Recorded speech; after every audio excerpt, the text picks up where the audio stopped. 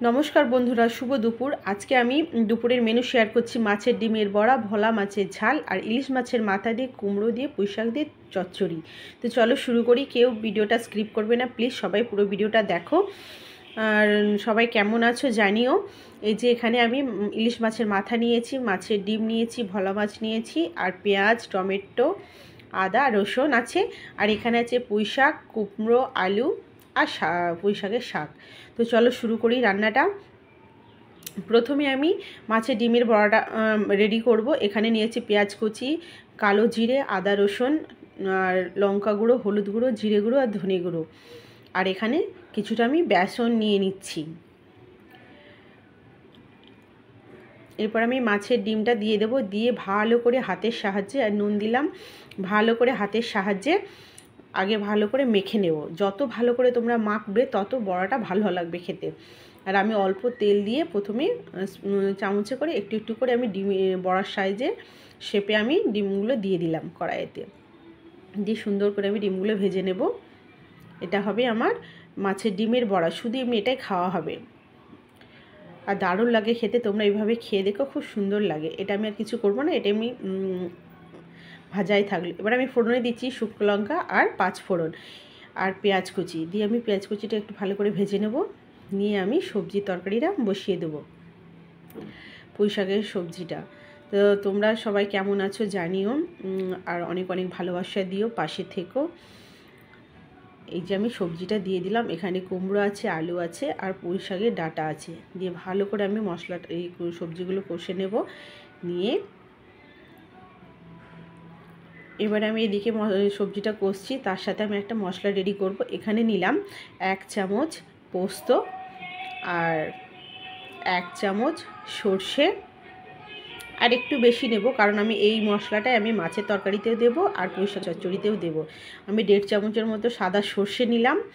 এবার আমি একটু আদা আর রসুন ওর মধ্যে দেব, দিয়ে আমি একটা মিহি পেস্ট বানাবো। আর এখানে মশলা দিলাম চচ্চড়িতে, তরকারিতে নুন, হলুদ গুঁড়ো, লঙ্কা গুঁড়ো আর একটু জিরে গুঁড়ো দিয়ে আমি এই যে এখানে আদা রসুন দিয়ে দিলাম মশলাটা, দিয়ে ভালো করে এটা আমি মিহি করে নেবো। আর আমি অর্ধেক টমেটো দিলাম, সেই টমেটোটা দিয়ে ভালো করে মিহি পেস্ট করে নেবো। আর এখানে আমার সবজিগুলো কষা হয়ে গেছে। এবার আমি যে পেস্টটা বানিয়েছিলাম সেখান থেকে মশলা আমি 2 চামচের মতো দিয়ে দেব।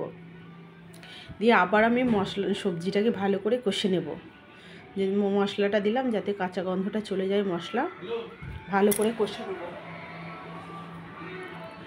নিয়ে আমি সুন্দর করে কষে নিচ্ছি, তোমরাও ঠিক এইভাবে করবে।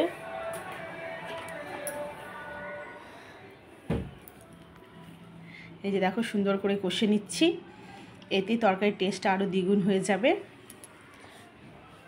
আমার কষানো হয়ে গেছে, আমি আর একটু দিলাম, দিয়ে এবারে আমি জল ঢেলে ওটাকে আমি হতে দেব।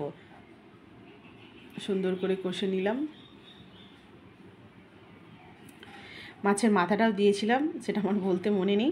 যাই হোক আমি ভালো করে কষে নিয়েছি। এবার আমি শাক পাতাগুলো দিয়ে দিলাম, দিয়ে আমি ফুটতে দেব।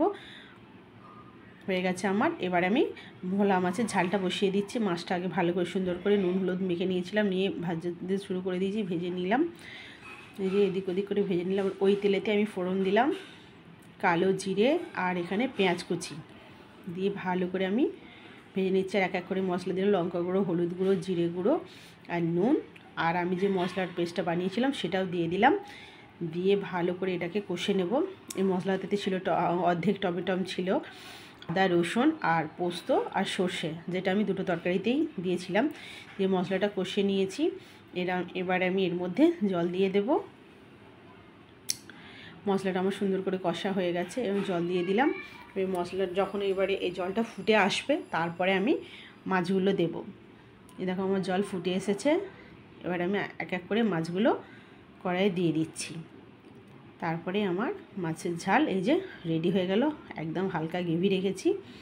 তো চলো তোমরা সবাই ভালো থেকো, সুস্থ থেকো। আর এরকম যা ভিডিও দেবো প্লিজ তোমরা পুরো ভিডিওটা দেখবে, কে স্কিপ করবে না, পাশে থেকো, অনেক অনেক ভালোবাসা দিও। আমি আর একবার দেখিয়ে দিলাম মাছের ডিমের বড়া, পুঁই শাকের তরকারি আর মাছের ঝাল। টাটা, সবাই ভালো থেকো, সুস্থ থেকো, টেক কেয়ার এভরিবডি। এই যে লাস্ট মুভমেন্ট আমি আর একবার দেখিয়ে দিলাম, কেমন। আর মাছের ডিমটা আমি এটা খাবার পরে আমি ভিডিওটা ভয়েস দিচ্ছি, সত্যি বলছি দারুণ হয়েছিল সবগুলো রান্নাগুলো। টাটা।